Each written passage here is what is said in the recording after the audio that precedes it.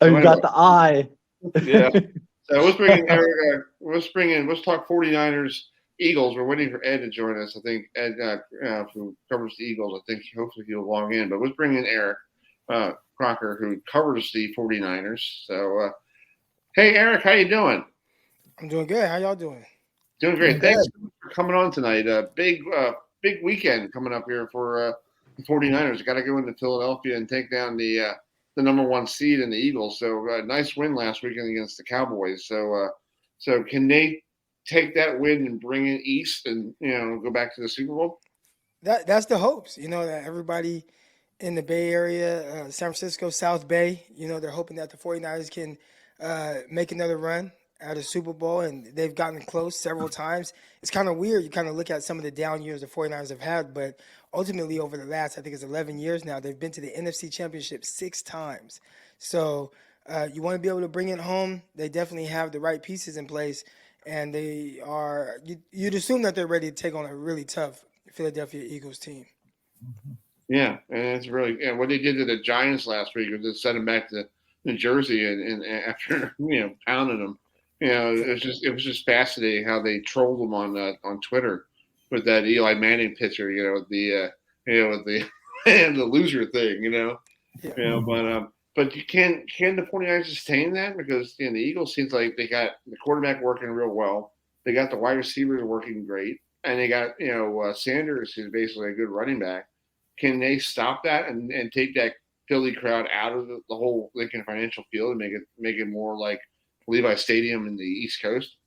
Yeah, I think that's been something that's been tough for teams throughout this year, trying to figure out how to just stop the Philadelphia Eagles offense and all the different dimensions that they have in it. You mentioned Miles Sanders, you mentioned Jalen Hurts. I think those two guys, the way they work together, really kind of works within the passing game as well because they do a lot of RPO and it opens up those passing lanes and windows. And it's like, man, you got to worry about so much with that offense. And then when they do throw the ball in the air off of RPOs, maybe a slant to AJ Brown, what he's able to do after the catch. I think it makes it an extremely difficult defense to defend. And if the 49ers have kind of struggled with one thing this year, they played against the Miami Dolphins earlier in the year. And the stats won't really show it, but watching the game, there were a lot of holes in that defense caused by the RPO passing game. So I'm curious to see how the 49ers adjust to that because they did have a lot of those kind of open windows and whatnot. They have the players to do it. A lot of smart players on that defense. A lot of guys that have athleticism and they fly around. So it's going to be about execution. And D'Amico Ryan's obviously a former Philadelphia Eagle himself. I'm curious to see how he has those guys kind of ready what the game plan is. Let's just talk about the quarterback. It seems like he was like the last pick in the NFL draft. He's from Iowa State, and nobody thinks Iowa State is a hotbed for quarterbacks. You think Alabama, you think Ohio State, you think Florida State, you think everybody. Iowa State's basically a hotbed for basketball. But what does Purdy bring to the team? Because he's undefeated. He's winning ball games, and Garoppolo and the guy from North Dakota State. I guess what do you do with those guys? Trey Lance, yeah. Yeah, what do you do with Well, them? well, first let's start with Brock Purdy and kind of what he's done for this team, man. And it is a good situation for any quarterback really to come onto this team, especially how they've been playing down the stretch. I mean, it really started with Jimmy Garoppolo at some point in the year. They just started kind of once he started getting up to speed with the offense, they started cooking. And maybe it was a combination of some of the teams that they played that kind of allowed them to kind of get on that run and get in that rhythm. But by the time Brock Purdy took over, that team, I mean, they were humming, they were cooking. It was going to be a really difficult team to beat. And then you insert a Brock Purdy who, this is a guy who has a ton of college experience. He took over as a starter at Iowa State at some point during his true freshman year, and he started the rest of really his career there. So a lot of playing experience, a lot of experience having to lead. When you play that much college football, you're going through a lot of different adversities, and he's made up of the right stuff mentally. He's not the most physically imposing quarterback. He's not very big. He definitely doesn't have a big arm, but he's smart. He is crafty enough off script, and he understands where to go with the ball. And when you have guys like George Kittle that you're throwing to, and Debo Samuel, you can get the ball to him in space. Brandon Ayuk, he's winning, in routes in that short to intermediate range. Kyle Juszczyk, Christian McCaffrey, who you can always use as a safety blanket, and then Kyle Shanahan being a puppet master, it makes it really difficult, but definitely an advantageous situation for Brock Purdy that he's been able to really take advantage of. Adam, you got something Yeah, for us?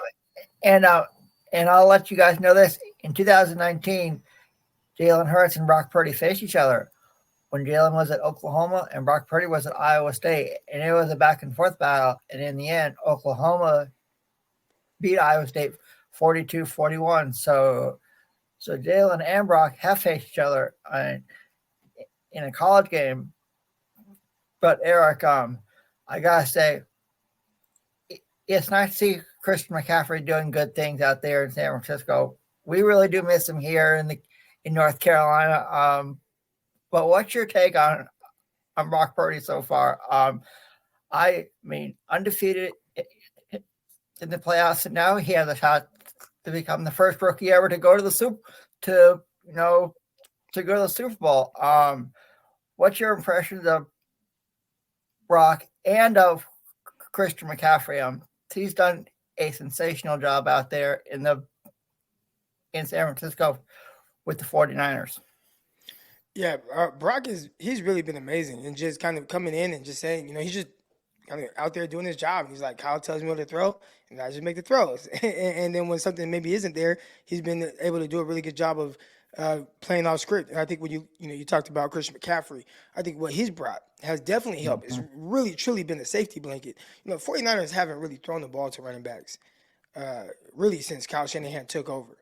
It's not something that they've really done. And since Christian McCaffrey came, I feel like he's getting 3, 4, 5 targets per game. There's been a couple games where he had like 8 catches, right? And that's unheard of for a 49ers running back with this regime. So he's been terrific there. He's done a really good job. Obviously, in the run game, he had some games where maybe he didn't have the biggest yards per carry, but you just see the impact of him, where he goes and how many guys follow him and what that does for other guys on the offense, like a George Kittle, where now it kind of opens up these different passing lanes. And again, some of these things that just kind of make it a little bit more easy or simpler for, whoever that quarterback is, whether it's Jimmy Garoppolo playing with Christian McCaffrey or Brock Purdy now. Christian has really opened up this offense and kind of unlocked a different aspect of it, whether, again, running the ball, catching the ball out the backfield, or really pushing the ball down the field. We've seen him catch touchdowns down the field as well. And Matt, you got a question for Eric? Yes, actually 2 questions. First question is, what do the 49ers have to do to beat the Eagles on Sunday? And who would you rather the 49ers face in the Super Bowl? Oh, yeah. Great question. All right. So I said for the 49ers to win, and again, when you get this late in the season, both these teams are really good, right? So you can have an idea of what you think it takes to beat the Philadelphia Eagles or the 49ers or whoever. But, going out there, being able to execute at a high enough level to do it, that's a whole nother thing. But I'd say if the 49ers want, to give themselves the best chance to beat Philadelphia, you got to make them one-dimensional. The 49ers have been really good stopping the run, and you got to continue to stop the run. And if you can stop the run or the design runs with either Miles Sanders or the quarterback, then now, all right, Jalen Hurts, you have to beat us with your arm. And it's not that he's incapable of doing it. He can do that as well. But I think you just better your chances of beating this Philadelphia Eagles team if you can do that. So make them one-dimensional on the offense, and then defensively or, offensively for the 49ers, it is be able to run and be able to stay on script and not have to make it to where Brock Purdy has to be everything, because, that's a tough defensive line for the Philadelphia Eagles. They're nasty. They get after it, one of the top sack teams in the league, if not the best or most sacks in the NFL. So they got good cornerbacks on the outside with Darius Slay and James Bradbury. There's a lot of different ways that defense can hurt you. But, again, you help yourself if you can make the Eagles one-dimensional on the offense, and then if you can establish a run game with your offense, I think that gives the 49ers the best chance. As far as who, I would like to see the 49ers play, and right now as we're recording this, I have on this TV here, I'm looking at Jacksonville and Kansas City, and I just want no parts of Kansas City. I watched some of the Super Bowl against the 49ers. You got a 10-point lead in the fourth quarter, and Patrick Mahomes is kind of like the boogeyman. And I saw him do it several times that year. I think I was watching one game against the Texans. He was down 24-0. He was down against the Titans. He was down against the 49ers. And he's just one of those guys where he just doesn't go away. And to me, that's scary. So that's not to take anything away from the Bengals and Joe Burrow and those guys. I think they're terrific. That's an explosive offense that can run. I really like Joe Mixon and what he is offensively. But I'll take my chances with those guys over having to play the Kansas City Chiefs again with Andy Reid and Patrick Mahomes. Unless he's hampered, right? And we see that right now. Mahomes kind of playing on a flat tire. It looks like he might have a high ankle sprain, so we'll see how much that bothers him. But if I could avoid having to see that team, definitely would. Exactly. I agree. So, Eric, it's going to be a great weekend for football. Hopefully we'll have, we'll find out who's going to go to Phoenix, or Glendale, Arizona after Sunday night's games. But I feel like the 49ers have that advantage because they've been playing really well since, middle of that, I think week 7 is when they started playing real well. Yeah. And you're just in high gear. And when you're in the playoffs, when you have somebody in high gear and they're still clicking, that's just perfect. That's what you hope. You hope that they can keep it going. And one thing that the 49ers do have, man, they have terrific coaching. And, they'll have them ready for whatever. So should be a big-time matchup, man. Those Eagles, it's a tough team. Definitely not the Eagles team the 49ers faced week 2 in the 2021 season, where I was actually there at that game. I think both teams are a little different right now, but definitely the Philadelphia Eagles, they look a lot different than they did that year. 14-1, yeah, something like that. So, I don't see any reason why they can't, keep the roll going against the 49ers. It's going to be a good game, though, I think. Yeah, and hopefully the weather's good. And it's Sunday afternoon. Philadelphia. Matt and I were just up there basically a month ago for the Army-Navy game, so that was really good. And I love that field, Lincoln Financial Field. It's a really nice field. It's really great seeing grass for a change.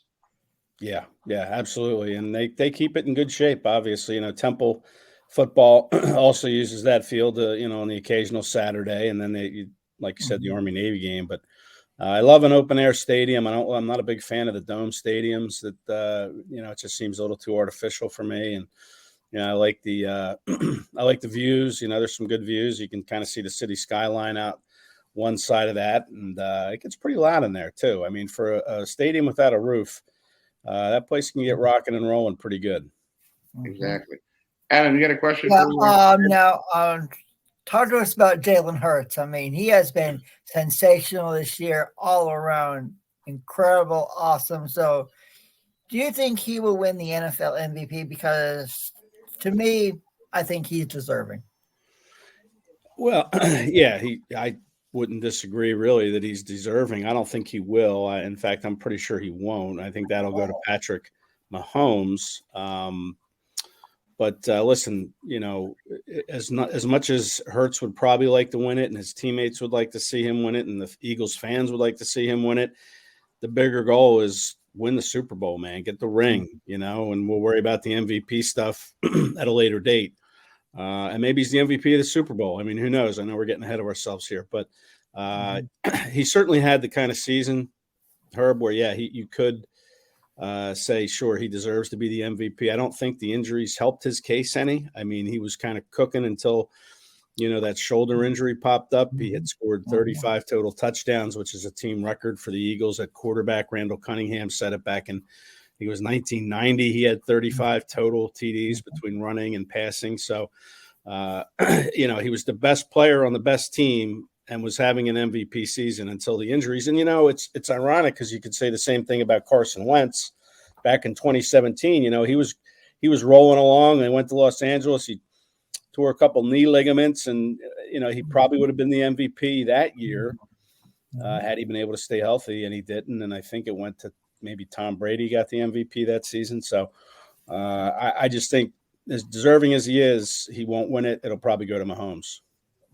Hey, man, you got a question for Ed? Yes, Ed. So do you think this would be a defensive battle or offensive battle? Well, it was a defensive battle against the Cowboys. These are two high-scoring offenses, and I know their defenses are very good too. And that's a really good question. My final score would probably be somewhere in the 20s. both teams. I don't know if that would be considered a high-scoring game or not. I don't think either team will get into the 30s. Maybe that's more of a high-scoring type of game, but I think this game will be played into the 20s with both teams, and I think they'll both be in the 20s. So I don't know how that's going to look. Whether there could be a big special teams play in this game. The 49ers are pretty decent on special teams, and that could help make a difference for them. And we'll see how Brock Purdy does. I mean, I'm not, when you look at these two teams, I think they're pretty evenly matched.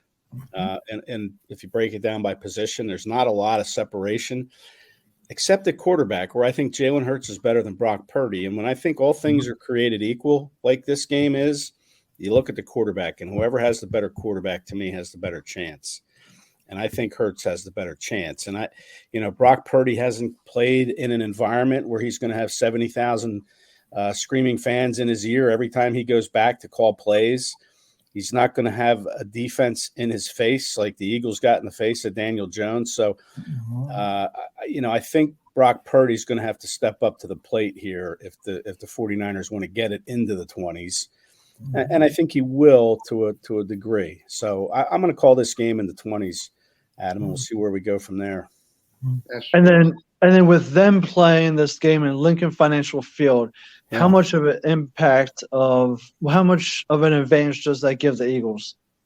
It's a big advantage. We talked to the coordinators today, and both the coordinators, Shane Steichen on the offense and Jonathan Gannon for the defense, both said how it's probably the best venue that they've ever been in. And Gannon told a good story. He was with the Vikings when the Vikings came here in 2017 in the NFC Championship game, and they were coming off that Minneapolis miracle play with the walk-off touchdown Stephon Diggs had the week before to win that game to get to the NFC Championship. And he said, that was the loudest place I'd ever been in. He goes, but when I came to Philly, me and Harrison Smith, their safety, looked at each other with our eyes, and we were like, whoa, like this place is really electric. And he said that the crowd that day was the loudest he's ever heard, and he said he can't wait to see what Sunday brings. So, I think that's a big advantage, and that's why you play this season. I hated the fact that they were talking about a neutral site game for that AFC Championship, had the Bills and the Chiefs had to play. They were going to go to Atlanta and play. I mean, I don't like that at all, and I hope that doesn't become any kind of precedent, because I think you play 17 games in a season to earn the right to host the biggest game of the year to get to the Super Bowl in your home stadium. And that's what the Eagles have to take advantage of. And I think that's a big advantage for them. I agree. And that game, if it was had in Atlanta, it looked really stupid. It would be like, people in Atlanta would be like, what? Yeah. Like you're coming. It's like the Eagles having the Giants and Patriots come to town and use their stadium. It's like you'd be like, what? Yeah. I mean, I know the fans of the teams will travel and all this and that, but it just wouldn't be a good precedent, I don't think. I mean, that's what would the point of the regular season be if you're going to take away the number one seed, the best team in that conference for that season? You're going to take that away from them. To me, it doesn't make sense. And I understand it was a tragedy and what happened, but I think they could have done I think they should have best of 5 field goal kicking. And see who gets the number one seed. I think that would have been fun. See who give them a winning conditions in Buffalo in the snow. You have the best of 5, and if your kicker hits all 5, you get the number one seed, and the other one stays home. Goes on the road. I feel like they should have done something more exciting. Rather than the coin flip, huh? Yeah. Well, Ed, thank you so much for coming on tonight. I know we're up against the clock here, but thank you so much, and enjoy the game this Sunday afternoon. And hopefully the Eagles bring home a championship back to Philly, and you guys are off to beautiful Glendale, Arizona. Yeah. All right. Thanks a lot, fellas. Have a good night. All right, Ed. Thank you. Thanks, Ed. All right. It's Ed KRACZ from Fan Nation, and he writes for Sports Illustrated for Eagles beat writer.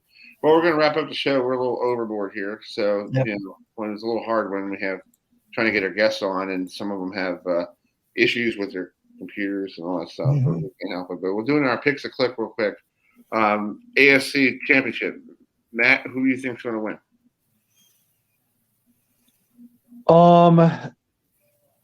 That is